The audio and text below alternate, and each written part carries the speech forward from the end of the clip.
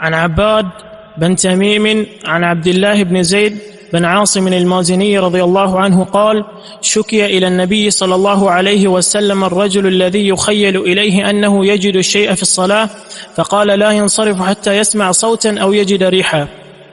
جزاک اللہ خیر. اس حدیث کا عنوان یہ ہے کہ ایک شخص مشکل میں پڑ جائے اس حوالے سے کہ شاید اس کی ہوا خارج ہوئی، یقین نہ ہو لیکن شک و شبہ ہو، اور واقعی یہ ایک اشکال ہے، تو اس کا کیا حل ہونا چاہیے؟ بعض اوقات یہ شبہ نماز کے دوران ہوتا ہے کہ شاید ہوا خارج ہو گئی، تو اس کا کیا حکم ہے؟ اس حکم کو بیان کرنے کے لیے یہ نبی علیہ السلام کا ارشاد: عن عباد بن تمیم عن عبد اللہ بن زید بن عاصم المازنی رضی اللہ عنہ. عباد بن تمیم یہ علماء تابعین میں سے ہیں اور مدینہ کے رہنے والے تھے اور ثقہ راوی ہیں. ان کے والد تمیم صحابی تھے، اور یہ روایت وہ نبی علیہ السلام کے صحابی عبداللہ بن زید بن عاصم سے کر رہے ہیں، جن کا ذکر پہلے بھی ہو چکا ہے. فرماتے ہیں کہ شکی الی النبی صلی اللہ علیہ وسلم الرجل الذی یخیل الیہ انہ یجد الشیء فی الصلاۃ. نبی علیہ السلام سے شکایت کی گئی اس شخص کی جس کے دل میں خیال پیدا ہوتا ہے، جس کے اندر یہ خیال آتا ہے کہ انہ یجد الشیء فی الصلاۃ، کہ وہ نماز میں ہوا کا نکلنا محسوس کر رہا ہے. یہ خیال یا وسوسہ اس کے دل میں آتا ہے کہ شاید ہوا خارج ہوئی ہے، یقین نہیں ہے لیکن ایک شک ہے، شبہ ہے. تو اس شخص کے بارے میں کیا حکم؟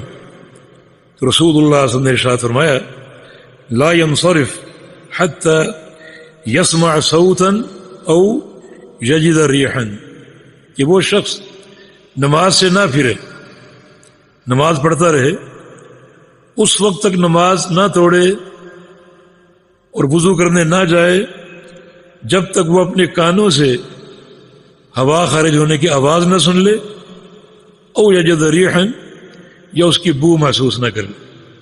اس حدیث سے یہ ثابت ہوا کہ مجرد شک و شبہ پر یقینی چیز جو ہے وہ زائل نہیں ہو سکتی. محدثین نے اس حدیث کو ایک بڑا عظیم الشان قاعدہ قرار دیا ہے، اور اس سے 20 مسائل استنباط کیے ہیں. دین اسلام میں اصل یقین ہے، اور محض شک پر یقین زائل نہیں ہوتا جب تک وہ یقین دوسرے یقین سے زائل نہ ہو.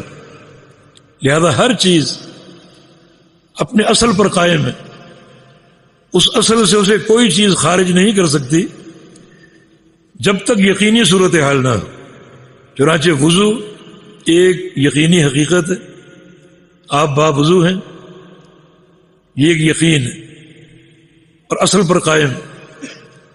اگر شک و شبہ ہو کہ شاید ہوا خارج ہوگی، فرمایا کہ اس شک پر یہ یقین اور یہ وضو ختم نہیں ہو سکتی جب تک ان دو میں سے ایک چیز نہ ہو، یا تو ہوا محسوس نہ کر لے یعنی اس کی بو، یا اس کی آواز نہ سن لے. تو محض شک و شبہ پر یہ یقین زائل نہیں ہو سکتا. اور تقریباً سارے مسائل اسی قاعدے پر محمول ہوں گے. جیسے ایک شخص کو شک ہو کہ شاید میں نے اپنی بیوی کو طلاق دے دی، شاید شک و شبہ، تو نکاح ایک حقیقت ہے اور اس کی زوجیت ایک یقینی حقیقت. یہ یقین اس شک پر نہیں ٹوٹے گا، وہ اس شک کو زائل کر دے. ہر شے اپنے اصل پر قائم. آپ کہیں جائیں نماز پڑھنے کے لیے، تو آپ کو شک ہو شاید یہ جگہ ناپاک ہو، تو وہ ناپاک نہیں. ہر شے کا اصل طہارت ہے، پاکیزگی، وہ جگہ پاک ہے. آپ کے محض شک پر وہ ناپاک نہیں ہو سکتی. تو اس مسئلے پر 20 قواعد جو ہیں وہ قائم ہو سکتے ہیں. آپ کو لباس پہننے لگے، شاید یہ لباس ناپاک نہیں، وہ لباس پاک ہے، اپنے اصل پر قائم ہے، اور آپ کا شک اس لباس کو ناپاک نہیں کر سکتا. تو ہر شے اپنے اصل پر ہے، اور جو اس کی یقینی حقیقت ہے اس پر قائم ہے، اور شک و شبہ پر اس کا یقین جو ہے وہ زائل نہیں ہو سکتا، ٹوٹ نہیں سکتا۔ ہاں اگر نماز کے دوران یقین ہو جائے کہ وضو ٹوٹ گیا ہے، اب یہ یقین اس یقین کو توڑ سکتا ہے، شک جو ہے وہ یقین کو نہیں توڑ سکتا۔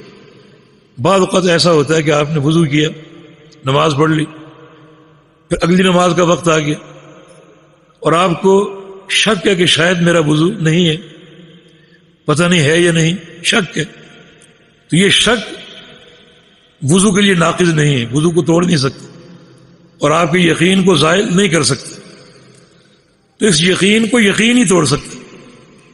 تو اگر یقین ہو جائے کہ واقعی ہوا خارج ہوئی اور وضو ٹوٹ گیا تو یقین ہی یقین کو توڑے گا، اور شک و شبہ سے جو یقین ہے وہ زائل نہیں ہو سکتا۔ تو رسول اللہ صلی اللہ علیہ وسلم نے فرمایا اگر نماز میں یہ صورتحال ہو اس وقت تک نہ پھرے جب تک یا تو ہوا محسوس نہ کر لے اور یا آواز نہ سن۔